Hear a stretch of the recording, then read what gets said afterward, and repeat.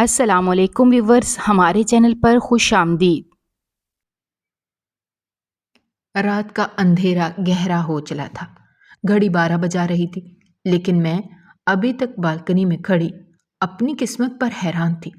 میں نے تو ہر ممکن کوشش کی تھی کہ سارے معاملات ٹھیک ہو جائیں، لیکن یہ کیا ہو گیا تھا؟ معاملہ سدھرنے کے بجائے بگڑ گیا تھا۔ میں نے زندگی میں اتنی مشکلات کیوں اٹھائی تھیں؟ صرف اس لیے کہ آج میں یہاں اکیلی کھڑی اپنی زندگی پر نظر ڈالوں تو میرے ہاتھ کچھ بھی نہ آئے۔ میری آنکھوں سے آنسو بہہ رہے تھے اور دل سے تو خون نکل رہا تھا، لیکن وہ کسی کو بھی دکھائی نہیں دے رہا۔ مجھے لگ رہا تھا کہ میں اب کبھی بھی دنیا میں کسی پر اعتبار نہیں کر پاؤں گی، کہ جس سے سب سے زیادہ اعتبار کیا تھا اس نے مجھے رسوا کر دیا تھا، اس نے مجھے اپنی زندگی سے نکال دیا تھا۔ میں یہاں کھڑے ماضی کے جھروکوں میں گم تھی۔ میرا اچھا خاصا گھر تھا، لیکن وہ اب اجڑ چکا تھا، اور میں اسی اجڑے ہوئے گھر کی یاد میں ہر روز یہاں رات دیر تک بالکنی میں کھڑی رہتی تھی۔ ثریا آپا مجھے بار بار کہتی تھی کہ سکینہ، تم کیوں اتنا سوچا کرتی ہو؟ جو ہو چکا ہے اس پر مٹی ڈال دو اور اب آگے کی سوچو۔ لیکن میں آگے کی کیسے سوچتی کہ سب کچھ جیسے ٹھہر سا گیا تھا۔ میری زندگی رک سی گئی تھی، سب کچھ ختم ہو گیا تھا اور اب کچھ بھی باقی نہیں رہا تھا۔ میری حالت دن بدن خراب ہوتی جا رہی تھی۔ میں حاملہ تھی اور اب میری زچگی میں کچھ ہی دن باقی رہ گئے تھے۔ ثریا آپا کے پاس اکیلی رہ رہی تھی، انہیں میرا سہارا تھا اور مجھے ان کا سہارا تھا۔ بس ایسے ہی زندگی کی گاڑی چل رہی تھی۔ میرا کھانا پینا بہت کم ہو گیا تھا۔ ایسے حالات میں ویسے بھی کسے کھانے پینے کا ہوش رہتا ہے؟ میرے ساتھ بھی یہی ہوا تھا۔ جس رات میں بالکنی میں کھڑی تھی، اسی دن مجھے اپنی طبیعت زیادہ خراب معلوم ہو رہی تھی، یہاں تک کہ رات تک میرے دردوں میں شدید اضافہ ہو گیا، اور بالآخر وہ گھڑی آ گئی تھی جس کے لیے میں نے بہت سے پاپڑ بیلے تھے، یہاں تک کہ طلاق کا دھبا بھی اپنے اوپر سجا لیا تھا۔ میں اسپتال میں موجود تھی، درد اٹھا رہی تھی، تکلیفیں سہ رہی تھی۔ پورے 5 گھنٹے گزر گئے تھے اور اس طرح میری گود میں ایک ننھا سا فرشتہ لا کر دے دیا گیا تھا۔ 5 گھنٹے کی تکلیف کے بعد جب وہ ننھا فرشتہ میرے ہاتھ میں آیا تو مجھے معلوم ہوا کہ تکلیف تو کچھ بھی نہیں تھی۔ اس تکلیف سے ملنے والا تحفہ ہی دراصل سب سے بڑا تحفہ تھا۔ میں سب کچھ بھلا بیٹھی تھی اور انتہائی پیار سے اس کے ماتھے پر بوسہ دیا تھا، پھر غور سے اس کے چہرے کو دیکھنے لگی تھی۔ میں جیسے جیسے اس کے چہرے کو دیکھ رہی تھی، میرے آنسو ویسے ویسے گر رہے تھے۔ وہاں موجود سب لوگ میرے رونے کو دیکھ رہے تھے، لیکن میں سب سے بے پرواہ تھی۔ آنسو میرے بچے کے گال پر گر رہے تھے اور اس کو بھگو رہے تھے۔ میرا دل اسے دیکھ کر کانپ سا گیا تھا۔ میرے شوہر نے میری ایک نہ سنی تھی۔ انہیں نہ جانے کیا ہو گیا تھا کہ میری زندگی تباہ و برباد ہو گئی تھی۔ ایک لمحے کے لیے بھی میرے شوہر نے میرے بارے میں نہ سوچا تھا اور مجھے اپنی زندگی سے بے دخل کر دیا تھا۔ اب اس کی نشانی جب میرے ہاتھوں میں موجود تھی، تب مجھے معلوم ہوا تھا کہ اس کے نین نقش، اس کی شکل و صورت، ہر چیز واضح طور پر بتا رہی تھی کہ وہ کس کی اولاد تھی، لیکن اس ظالم شخص نے مجھ پر رحم نہیں کھایا تھا۔ اس کی شکل دیکھ دیکھ کر مجھ پر حیرتوں کے پہاڑ ٹوٹ رہے تھے، اور میں جو اپنی ہی ذات پر اعتبار کھو بیٹھی تھی، اپنی گود میں موجود ننھے سے بچے کو دیکھ کر خود سے ہی شرمندہ ہو گئی تھی۔ سب کچھ انتہائی واضح تھا، پھر بھی نہ جانے کیوں میری زندگی میں یہ طوفان آ کر گزر گیا تھا۔ میں اپنے بیٹے کو دیکھتے ہی اس کے باپ کی قسمت پر افسوس کر رہی تھی کہ اس نے کچھ بھی سوچا سمجھا نہیں تھا۔ بالآخر میرے نصیب میں تنہائی اور اندھیرا لکھ دیا گیا تھا، لیکن اللہ بھی تو حساب لینے والا تھا۔ لیکن اللہ تو سب دیکھ رہا تھا، کیا وہ انصاف نہیں کرے گا؟ اسی سوال و جواب کے درمیان میں پھنسی ہوئی تھی اور اپنے بیٹے کو اپنے سینے سے لگا کر میں نے ہر درد کو بھلانے کی کوشش کی تھی۔ میں نے سوچ لیا تھا کہ اب یہی میری زندگی کا مرکز ہوگا، لیکن زندگی بھلا کب آسان ہوتی ہے؟ مجھے معلوم نہیں تھا کہ ابھی میرے لیے اور بھی بہت سے امتحانات باقی ہیں۔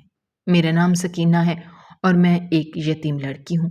میں ثریا آپا کے ساتھ رہتی تھی، لیکن اس سے پہلے جب اپنے بچپن کے بارے میں سوچا کرتی تھی تو مجھے تھوڑا تھوڑا یاد تھا کہ میرے بھی والدین تھے۔ میں ان کے ساتھ رہا کرتی تھی، ان کے ساتھ خوش تھی، لیکن نہ جانے کیوں ذہن میں یاد کی یہ تصویر تھوڑی دھندلائی ہوئی تھی۔ سب کچھ یاد ہونے کے باوجود بھی ذہن قبول کرنے سے انکاری تھا کہ شاید میرے ساتھ یتیمی کا جو حادثہ ہوا تھا وہ انتہائی کم عمری میں ہو گیا تھا۔ اب مجھے یاد تھی تو ثریا آپا یاد تھی۔ ثریا آپا میری پھپھی تھی اور انہوں نے ہی مجھے پالا تھا۔ والدین کے بعد انہوں نے ہی مجھے والدین بن کر پالا تھا۔ وہ میری ماں بھی تھی اور میرا باپ بھی۔ میں انہیں نہ اماں کہا کرتی تھی نہ پھپھو، میں انہیں آپا کہا کرتی تھی۔ انہوں نے مجھے پڑھایا لکھایا بھی تھا، لیکن پھر جلد ہی میری شادی بھی طے کر دی تھی۔ وہ خود بیوہ تھی اور ان کی کوئی اولاد نہیں تھی۔ انہوں نے مجھے اولاد سمجھ کر پالا تھا۔ انہیں ویسے بھی اپنے بھائی سے بہت محبت تھی، تو یہ کیسے ہو سکتا تھا کہ وہ اس کی اولاد کو زمانے کی ٹھوکریں کھانے کے لیے در بدر چھوڑ دیں۔ دن گزرتے جا رہے تھے۔ میں نے جوانی کی دہلیز پر قدم رکھا تھا۔ میٹرک میں نے کر لیا تھا۔ ہم ایک چھوٹے سے قصبے میں رہتے تھے، وہاں صرف میٹرک کی سہولت ہی موجود تھی۔ میں نے آگے پڑھنے کی ضد کی تھی، لیکن ثریا آپا مجھے کسی طور اپنے سے دور نہیں کرنا چاہتی تھی، اسی لیے انہوں نے میری شادی طے کر دی اور یوں میں انس سے شادی کر کے ان کے گھر آ گئی تھی۔ میرے سسرال میں میری ساس تھی، 2 شادی شدہ نندیں تھیں، انس بھی اکلوتے تھے، یعنی بہو صرف ایک میں ہی تھی اور کوئی بھی نہیں تھا۔ شادی کے بعد مجھے پتا چلا تھا کہ اکلوتی بہو ہونا بھی کسی عذاب سے کم نہیں ہے۔ ہر چیز کے ذمہ دار بھی آپ ہیں اور ہر چیز کی پوچھ گچھ بھی صرف آپ سے ہی ہوگی۔ میرے ساتھ بھی یہی صورتحال تھی۔ میں اکثر ثریا آپا کو بتایا کرتی تھی کہ میرے سسرال میں میرے ساتھ یہ سب کچھ کیا جاتا ہے، تو مجھے اور زیادہ حوصلہ دیتی، محبت سے صبر کا درس دیتی اور میں صبر کرنے پر مجبور ہو جاتی۔ انس کو میں ابھی تک سمجھ نہیں پائی تھی۔ میری شادی کو 1 سال کے قریب ہونے والا تھا، لیکن ان کا مزاج میری سمجھ سے بالاتر تھے۔ کبھی وہ بہت زیادہ نرم مزاج بن جاتے کہ ایسا لگتا کہ ان سے زیادہ اچھا کوئی ہو ہی نہیں سکتا، اور کبھی وہ اتنے زیادہ تلخ مزاج بن جاتے تو مجھے لگتا کہ اب یہی تلخ مزاجی ان کی زندگی کا حصہ ہے اور میں کبھی بھی ان کی نرمی نہیں دیکھ پاؤں گی۔ دھوپ چھاؤں کسی شخصیت لیے کبھی وہ مجھ سے نرمی برتتے تو کبھی سختی سے پیش آتے۔ ثریا آپا نے مجھے انتہائی محبت سے پالا تھا۔ مجھے سختی کی عادت ہی نہیں تھی، اس لیے ان کے ساتھ زندگی گزارنا مجھے بہت زیادہ دشوار لگ رہا تھا۔ ابھی تو میں ان کے مزاج میں الجھی ہوئی تھی کہ زندگی نے اپنا ایک اور رنگ دکھانا شروع کر دیا تھا، اور یہ رنگ اس قدر خوفناک تھا کہ میں اپنی قسمت پر اکثر بیٹھ کر پہروں روتی تھی۔ شادی کو 1 سال ہونے والا تھا اور میری کوئی اولاد نہیں ہوئی تھی۔ یہ صدمہ میری ساس کے نزدیک ایک بہت بڑا صدمہ تھا۔ حالانکہ 1 سال کوئی اتنا زیادہ عرصہ نہیں ہے کہ جس میں اولاد کی لائن لگا دی جائے، لیکن میری ساس کو ان کی پہلی اولاد شادی کے 2 مہینے میں ہی آنے کی نوید مل چکی تھی، اس لیے وہ چاہتی تھیں کہ بہو کیوں پیچھے رہ گئی اور اس نے ابھی تک ہمیں خوشخبری کیوں نہیں سنائی۔ پہلے تو میں اکثر ان کی بات سن کر یہی کہا کرتی تھی کہ جب اللہ کی مرضی ہو۔ ایک بار یہی بات ہو رہی تھی کہ ہم لوگ صحن میں بیٹھے ہوئے تھے، کھانا کھا رہے تھے، میرے شوہر بھی میرے ساتھ تھے۔ میری ساس نے یہی بات چھیڑ دی تھی۔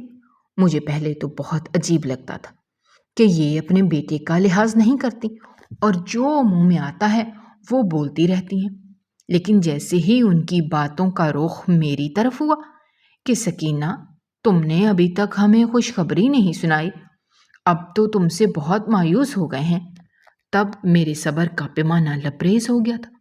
اب میں نے ان سے کہہ دیا تھا کہ میں کون ہوتی ہوں خوشخبری سنانے والی، یہ سب تو اللہ کے کام ہیں، آپ اللہ سے دعا مانگیں، آپ مجھ سے کیوں کہتی ہیں؟ اللہ ہمارا مالک ہے، میں تو صرف ایک ادنا سی انسان ہوں، میں خود اللہ سے مانگتی ہوں، آپ مجھ سے کیسے امید لگا سکتی ہیں؟ میرا یہ کہنا تھا کہ انس نے کھانے سے ہاتھ ہی کھینچ لیا تھا اور مجھے کمرے میں آنے کا کہا تھا۔ میں گمسم سی ان کی بات سن کر رہ گئی۔ میری ساس بھی اب خاموش ہو گئی تھی۔ آگ لگانے کے بعد اکثر عورتیں ایسے ہی خاموش ہو جایا کرتی ہیں اور پھر بعد کے طوفان کے مزے لیا کرتی ہیں۔ میں ان کے پیچھے کمرے میں گئی تھی اور انہوں نے کمرے میں سب کچھ الٹ پلٹ کر دیا تھا، یہاں تک کہ کمرے کا نقشہ ہی بدل گیا تھا۔ انہوں نے میرا جبڑا اپنے فولادی ہاتھوں میں لیا تھا اور اس قدر زور سے دبایا تھا کہ میرے آنسو نکل آئے تھے۔ انہوں نے مجھ سے کہا تھا کہ میرے سامنے تم نے میری ماں کے سامنے اتنی بڑی کینچی جیسی زبان چلائی ہے۔ آئندہ اگر تم نے ایسا سوچا بھی تو میں گدی سے تمہاری زبان ہی کھینچ لوں گا۔ میں اس دن پورا دن آنسو بہاتے رہی تھی اور پہلی بار مجھے اپنے والدین بہت زیادہ یاد آئے تھے۔ ثریا آپا بھی تو ایک عورت ہی تھیں، بیوہ تھیں اور اکیلی رہتی تھیں۔ میں دوبارہ کیسے انہیں یہ سب بتا سکتی تھی؟ یتیم ہونا بھی کتنا دشوار گزار ہے، کتنا تکلیف دہ ہے۔ یہ صرف وہی لوگ بتا سکتے ہیں جو اس درد سے گزر رہے ہوں یا گزر چکے ہوں۔ جس کو اپنا سب کچھ مان کر اپنی زندگی اس کے حوالے کر دی تھی، اس نے میرا ساتھ دینے کے بجائے الٹا مجھے ہی جھاڑ دیا تھا اور دھمکی دی تھی کہ میں کسی کو اف تک نہ کہوں، اگلا بھلے ہی میری ذات کے پرخچے اڑا کر چلا جائے لیکن میں صبر سے کام لوں۔ اس دن مجھے لگا تھا کہ میرے اندر کی سکینہ مر گئی ہے اور وہ اندر ہی کہیں دفن ہو گئی ہے۔ جو گھوم رہی ہے وہ زندہ لاش ہے، صرف سانسیں چل رہی ہیں، جذبات اور احساسات تو کب کے مر چکے ہیں۔ اس دن کے بعد سے میں نے کسی کو بھی کچھ بھی کہنا چھوڑ دیا تھا۔ جب میرا شوہر ہی میرا نہیں تھا تو کسی کو کچھ بھی کہنے کا کیا فائدہ تھا؟ میں چپ چاپ سب کی باتیں برداشت کرنے پر مجبور تھی۔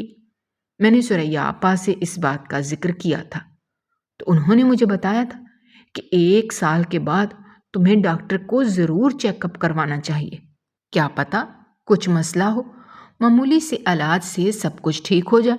مجھے ان کی بات ٹھیک لگی تھی اور میں نے انس سے محبت سے بات کرنے کا سوچا تھا۔ میں نے ان سے کہا تھا کہ کیا آپ مجھے ڈاکٹر کے پاس لے جائیں گے؟ میری طبیعت آج کل کچھ خراب رہنے لگی ہے۔ انہوں نے مجھے غور سے دیکھا تھا اور کہا تھا کہ مجھے تمہاری طبیعت نہیں، تمہارا دماغ ہی خراب لگتا ہے۔ ان کی یہ بات برچھی کی طرح میرے سینے میں چبھ گئی تھی لیکن میں نے ہنس کر مذاق میں اڑا دی تھی۔ انہوں نے کچھ بھی نہیں کہا تھا، نہ ہاں کہا تھا اور نہ مکمل طور پر منع کیا تھا۔ شام کو میں ان کا انتظار کر رہی تھی یہاں تک کہ رات ہو گئی تھی۔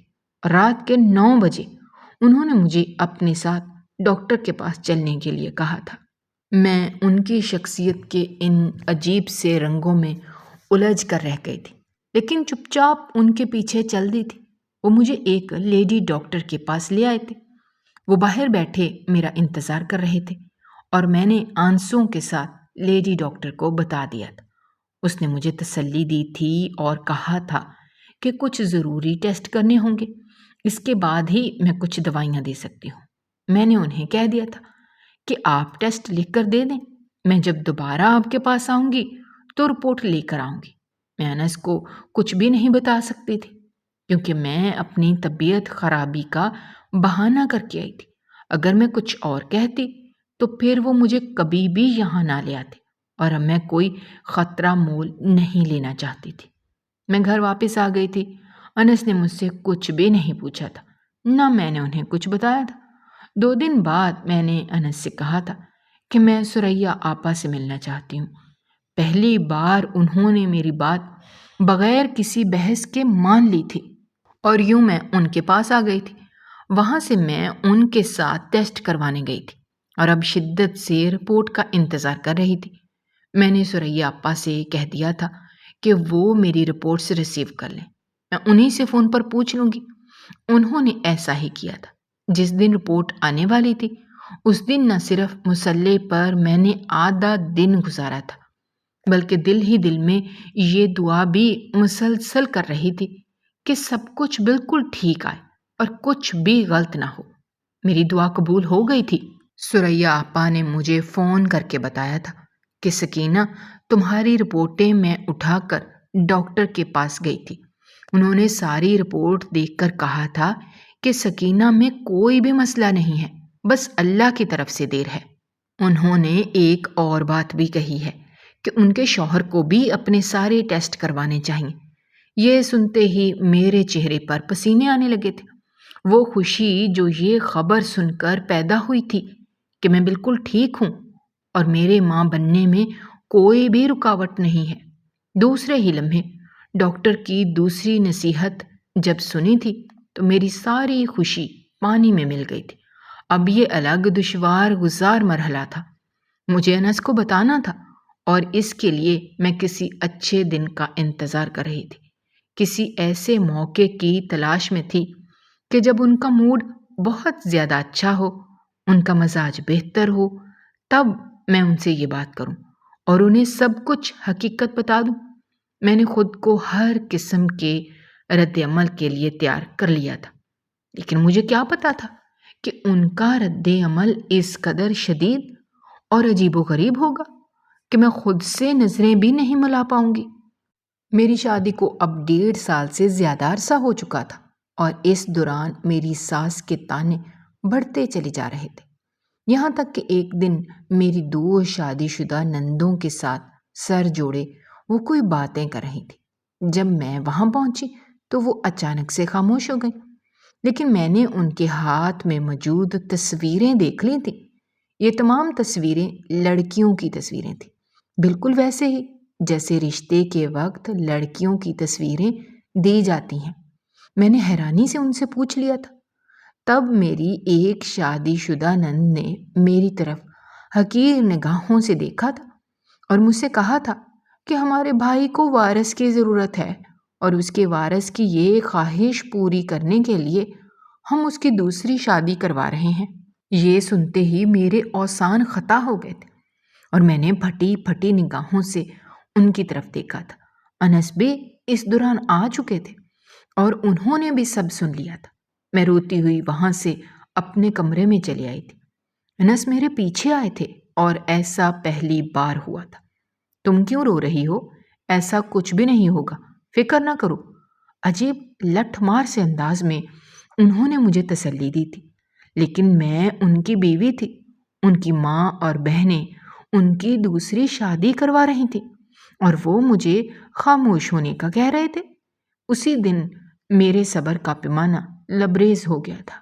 میں نے الماری کھولی تھی اور رپورٹ انس کی طرف بڑھائی تھی اور کہا تھا کہ میں اپنا مکمل چیک اپ کروا چکی ہوں، میرے اندر کوئی کمی نہیں ہے، سب کچھ ٹھیک ہے۔ ڈاکٹر نے کہا ہے کہ اللہ کی طرف سے ہی دیر ہے۔ انس نے رپورٹ میرے ہاتھ سے لے کر دیکھی تھی اور پھر عجیب انداز میں میری طرف بڑھ رہے تھے، یہاں تک کہ انہوں نے میرے بال اپنے ہاتھوں میں جکڑ لیے تھے۔ درد کی شدت سے میں بلبلا اٹھی تھی۔ بد تہذیب، بدتمیز، ناہنجار عورت، تو میرے پیچھے یہ سب کچھ کر رہی ہے؟ تجھے شرم نہیں آتی کہ شوہر سے چھپ کر تو ایسے کام کرتی ہے؟ کیا تم مجھے نہیں بتا سکتے تھے؟ میں تو ان کے انداز کلام اور گفتگو پر یقین ہی نہیں کر سکتی تھی۔ یہ سب کچھ کیا کہہ رہے تھے؟ میں نے تو انہیں یہ ثبوت دیا تھا کہ میں ماں بن سکتی ہوں اور میرے اندر کوئی کمی اور کوئی عیب موجود نہیں ہے، لیکن وہ تو الٹا مجھ پر ہی بھڑک رہے تھے۔ میں نے اپنے بال ان کی قید سے آزاد کروانے چاہے تھے، لیکن ان کی گرفت بہت زیادہ مضبوط تھی۔ آپ کی امی اور بہنوں کے طعنے کی وجہ سے میں نے اپنا چیک اپ کروایا ہے، اور یہ ثبوت ہے کہ میرے اندر کوئی کمی نہیں ہے۔ یہاں تک کہ ڈاکٹر نے تو یہ بھی کہا ہے کہ آپ کے شوہر کو چیک اپ کروانا چاہیے۔ اب مجھ پر تشدد کرنے کے بجائے اگر اپنا علاج کروا لیں تو ہماری زندگی بہتر ہو سکتی ہے۔ میں نے انتہائی نرمی سے ان سے مصلحت پسندی سے بات کرنی چاہی تھی، لیکن وہ شاید اس قابل ہی نہیں تھے۔ میں اپنے الفاظ ان پر ضائع ہی کر رہی تھی۔ کیا کہا تو نے؟ اب میرے اندر تو کمیاں تلاش کر رہی ہے؟ مرد میں کوئی کمی نہیں ہوتی، تیرے اندر ہی کھوٹ ہے۔ तभी तो डॉक्टरों के पास घूमती फिर रही है।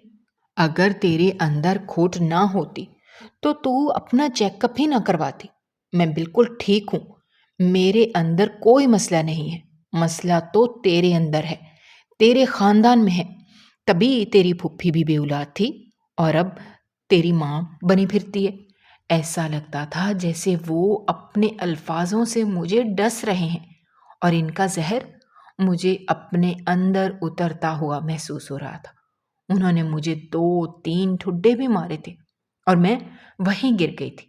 खुदा के लिए अनस, आप मेरे साथ ये जुल्म क्यों कर रहे हैं? अगर आप ठंडे दिमाग से सोचें तो हमारी ज़िंदगी संवर सकती है। हम एक अच्छी ज़िंदगी गुजार सकते हैं। खुद का इलाज करवाने में क्या मसला है? आप भी इंसान हैं, मैं भी इंसान हूँ। मसला तो किसी के साथ भी हो सकता है। आपको मेरी फुफ्फी के बारे में ऐसे अल्फाज इस्तेमाल नहीं करने चाहिए। उन्होंने मुझे माँ बनकर पाला है। मैं अभी भी इंतहाई नरमी से उनसे बात कर रही थी, जबकि इस शख्स ने तो मुझे रौंद कर रख दिया था। अनस ने मेरी एक ना सुनी थी और जाकर अपनी माँ बहनों को भी कह दिया था कि ये मेरे इलाज के लिए दूसरों से मशवरे करती फिर रही है। ये भांज तो है ही, लेकिन दिमाग से भी बिल्कुल फारिग है।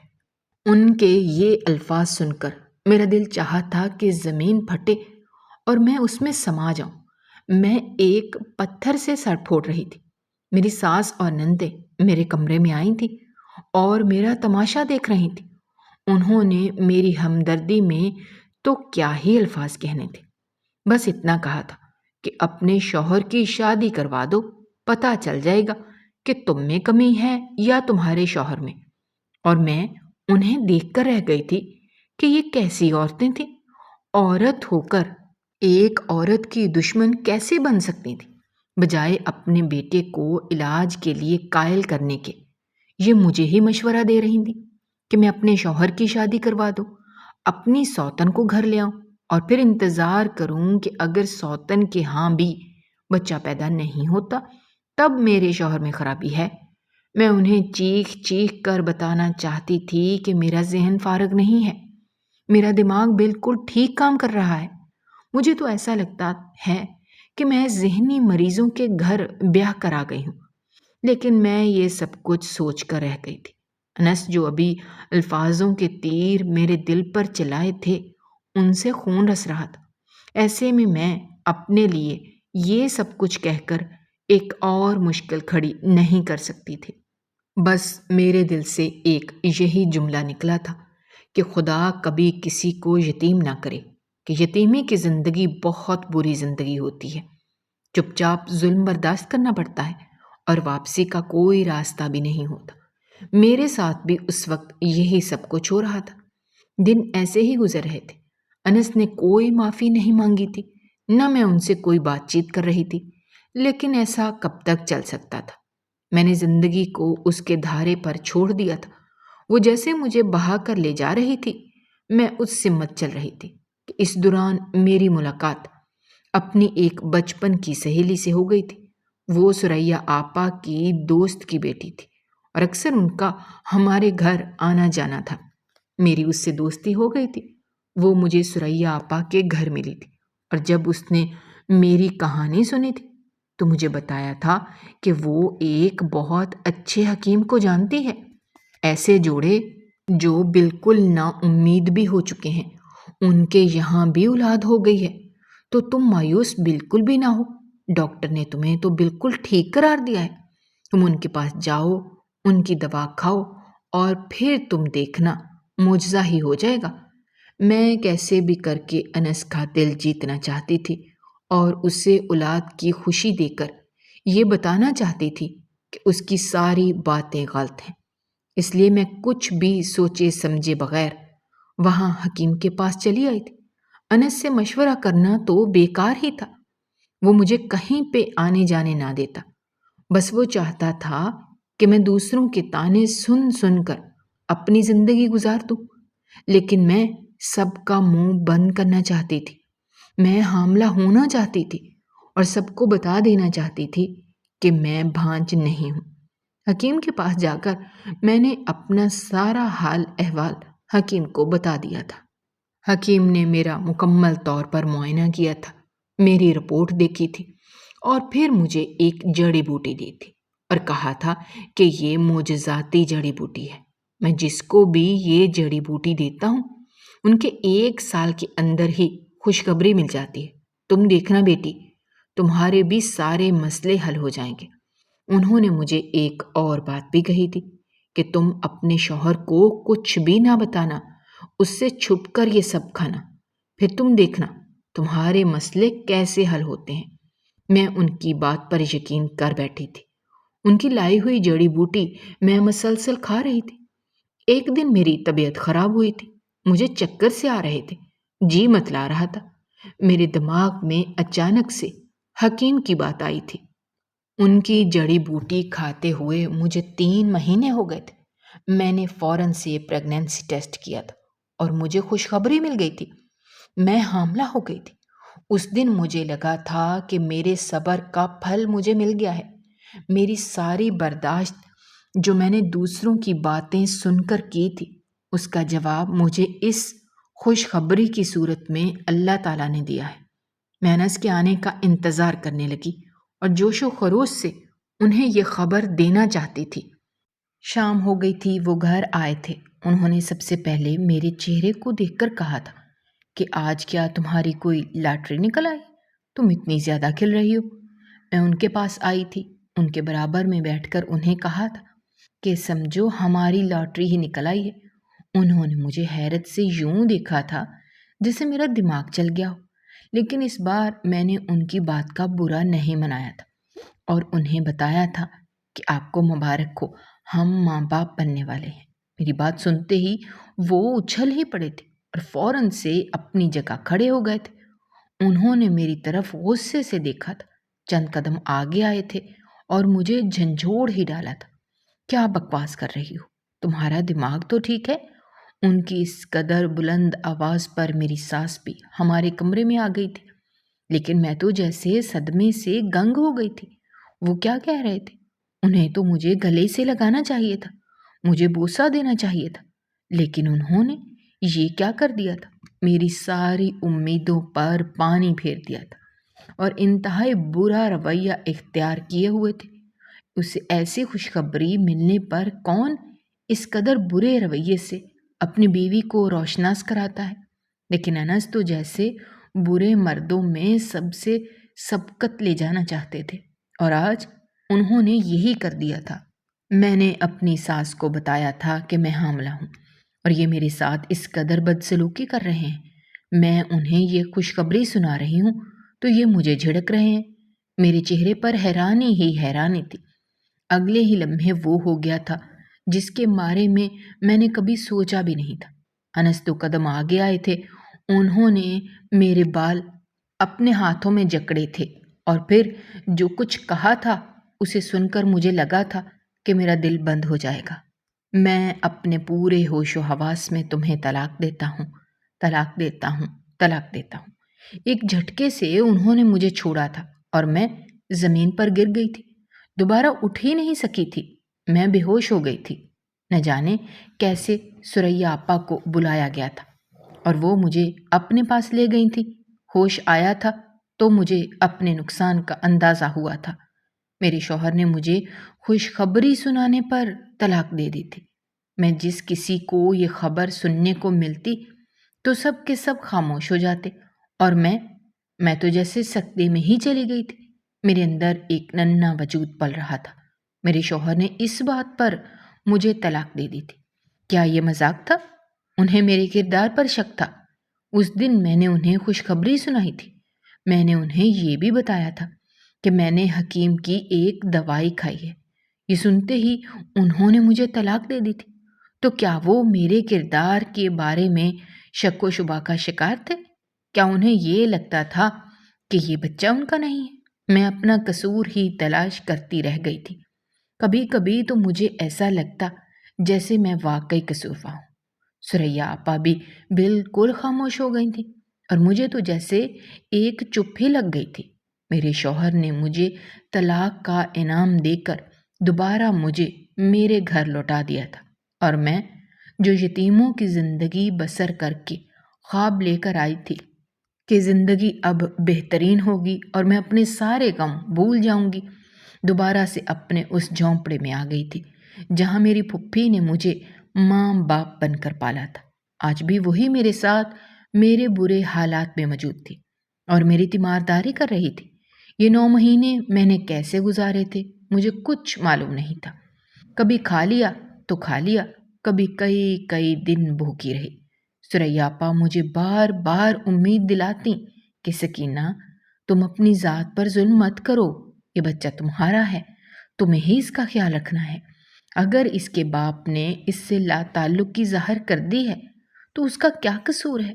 تم اسے ماں بن کر سزا مت دینا اور اس کے ساتھ وہ سب مت دہرانا جو تمہارے ساتھ ہوا ہے۔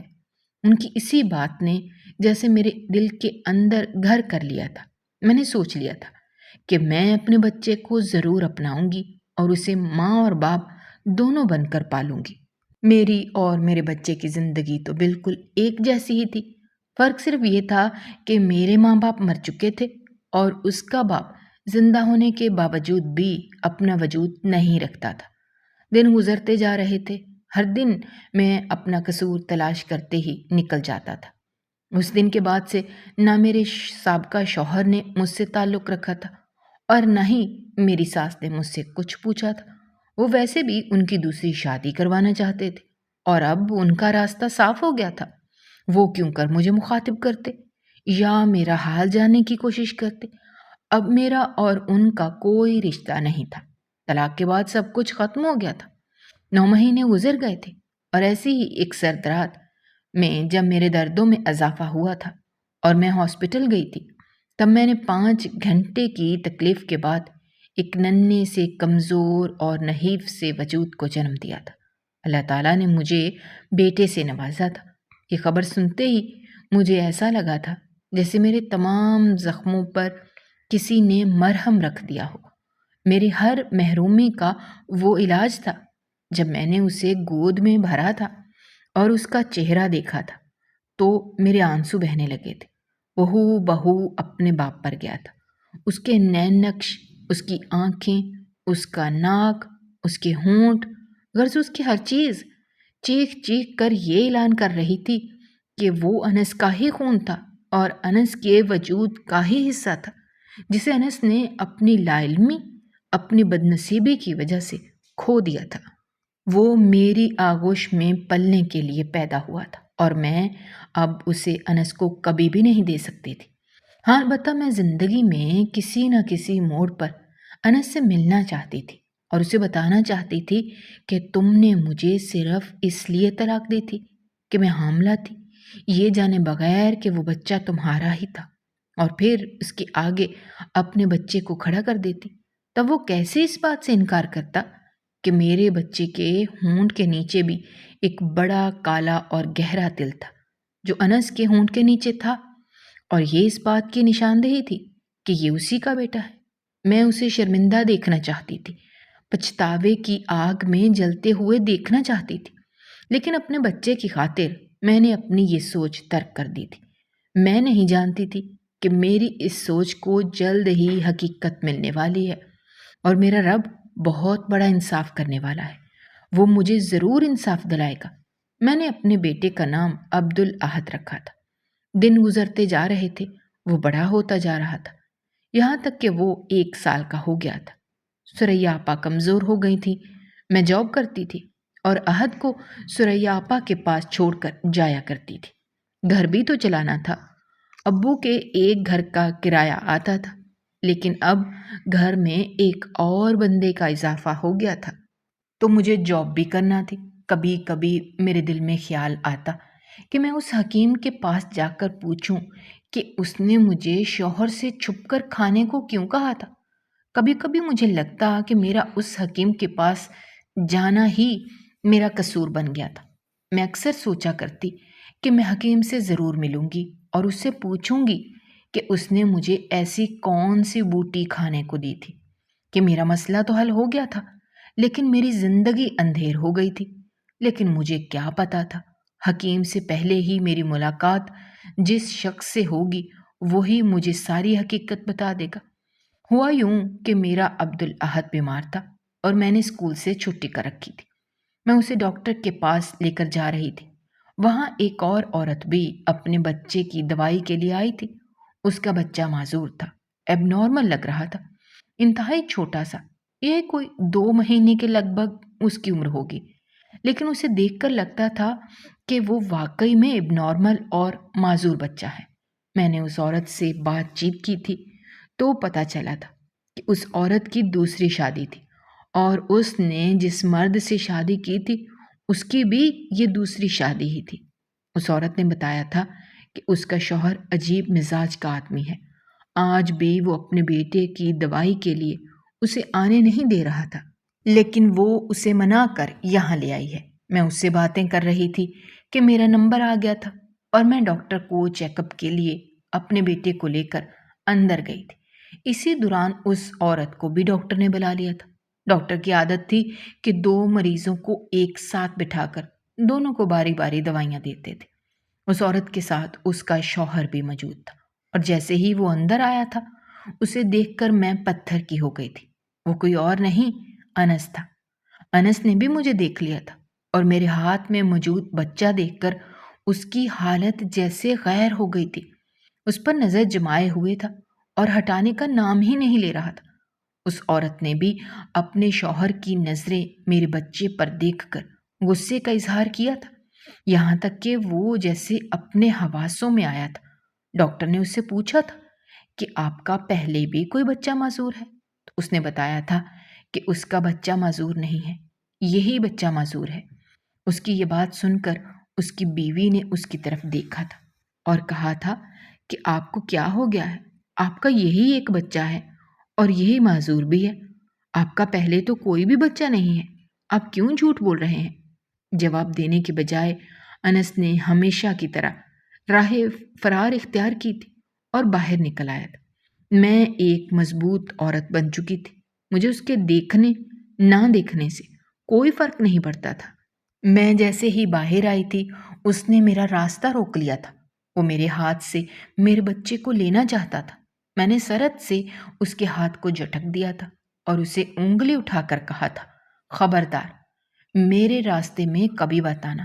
میں نے خود کی خاطر تمہارا ہر ظلم برداشت کر لیا، لیکن اب اپنے بچے پر تمہاری اٹھی میلی نظر میں کبھی برداشت نہیں کروں گی۔ یہ کہتے ہی میں آگے بڑھنے لگی تھی کہ اس نے پھر سے میرا راستہ روکا تھا اور مجھے آنسوؤں کے ساتھ دیکھتے ہوئے بولا تھا، سکینہ، مجھے معاف کر دو، میں نے تمہیں اپنی زندگی کی حقیقت نہیں بتائی تھی۔ دراصل تم بھانج نہیں تھی، میں بھانج تھا، میرے اندر کمی تھی، میں اولاد پیدا نہیں کر سکتا تھا۔ میں نے بہت علاج کروایا تھا لیکن کوئی اثر نہیں ہو رہا تھا۔ میں نے تم سے یہ بات چھپائی تھی، لیکن پھر جیسے ہی مجھے پتا چلا کہ تم حاملہ ہو تب مجھے یہ شک ہوا کہ تم نے میرے ساتھ بددیانتی کی ہے اور یہ بچہ میرا نہیں ہے۔ اسی لیے میں نے غصے میں آ کر تمہیں طلاق دے دی۔ اور اس کی بات سن کر میں زور زور سے ہنسی تھی اور اسے بتایا تھا کہ تم کیا سمجھتے ہو، جس حکیم سے میں نے دوا لی تھی اس کے ساتھ میں نے منہ کالا کیا تھا۔ تمہیں آج تو میں اس کی بات بتاتی ہوں۔ اس نے مجھے بتایا تھا کہ جو دوا حکیم نے مجھے دی تھی وہ دراصل عورت کے علاج کے لیے نہیں تھی، تمہارے علاج کے لیے تھی۔ تمہارے علاج کے لیے میں دوا کھاتی تھی، تمہارے اندر کی کمی کو وہ دوا پورا کر رہی تھی، اسی لیے مجھے حمل ٹھہرا تھا، لیکن تم ناشکرے تھے۔ نعمت تمہارے گھر آئی تھی اور تم نے اسے ٹھکرا دیا تھا۔ بس یہیں تک ہماری کہانی تھی۔ اب تمہیں پتہ چل گیا ہے کہ یہ تمہاری اولاد ہے اور میں نے تمہارے ساتھ بددیانتی نہیں کی تھی، لیکن تم یہ یاد رکھو کہ میں نے کبھی تمہیں اس سے ملنے دوں گی اور نہ کبھی دوبارہ تمہیں اپنی شکل دکھاؤں گی۔ ہمارے درمیان اب کوئی بھی رشتہ نہیں ہے۔ تمہارے چہرے پر یہی پچھتاوا، یہی ندامت اور یہی چہرہ دیکھنا چاہتی تھی۔ میرے اللہ نے میری یہ خواہش قبول کر لی۔ میں ہرگز بھی یہ امید نہیں رکھے ہوئے تھی کہ تمہاری دوسری شادی ہونے کے بعد تمہاری اولاد معذور ہوگی، لیکن یہ تمہارے اپنے اعمال ہیں جو تمہاری اولاد کی صورت تمہارے سامنے آئے ہیں۔ اپنی حلال کی اولاد کو تم نے ٹھکرا دیا، مجھے رسوا کر دیا، مجھے یتیم کو در در کی ٹھوکریں کھانے پر مجبور کیا۔ بھلا دیکھو تو تمہیں بھی کیا حاصل ہوا۔ اللہ نے تمہیں ایک معذور اولاد سے نوازا ہے، اب ساری زندگی اس کی خدمتیں کرتے رہنا، اسی کی دیکھ بھال کرتے رہنا، اور یہ سوچ سوچ کر دل ہی دل میں جلتے رہنا کہ میں نے اپنے ایک صحت مند حلال بچے کو ناجائز قرار دیا تھا اور اس کی ماں کو سزا دی تھی، اسے طلاق دے دی تھی، تبھی آج سزا کے طور پر اللہ نے مجھے ایسی اولاد دی ہے۔ میں تو دل سے دعا کرتی ہوں کہ تمہاری اولاد میں کوئی کمی نہ ہو، بالکل ٹھیک ہو۔ میں کسی کے بارے میں غلط نہیں سوچ سکتی، لیکن جو کچھ تم نے میرے ساتھ کیا ہے وہ میرے دل سے آہ بن کر عرش تک پہنچ گیا تھا، اور اب وہی فرش پر پہنچ کر تمہیں لگ چکی ہے۔ یہ کہتے ہی میں نے اپنے بچے کو گود میں اٹھایا تھا۔ وہ انس کو دیکھ کر رو رہا تھا، بیزار ہو رہا تھا۔ میں نے اسے اٹھا کر آگے کی طرف قدم بڑھا دیے تھے، پیچھے مڑ کر نہیں دیکھا تھا۔ مجھے پتا تھا کہ پیچھے صرف پچھتاوا، دکھ، تکلیف، ندامت، یہی سب کچھ دیکھنے کو ملے تھے۔ میری یہی خواہش تھی اور یہ اللہ نے پوری کر دی تھی۔ بس اب مجھے اور کچھ بھی نہیں چاہیے تھا۔ میں اپنے بچے کے لیے ایک ماں تھی اور اسے اچھی طرح پال رہی تھی۔ یہی میری زندگی کا امتحان تھا اور مجھے لگتا تھا کہ میں اس میں اچھی طرح کامیاب ہو گئی ہوں۔ اگر آپ کو ہماری کہانیاں پسند آ رہی ہیں تو ہمارے چینل کو سبسکرائب کیجیے، ویڈیوز پر کمنٹ کیجیے اور شیئر کیجیے۔ شکریہ۔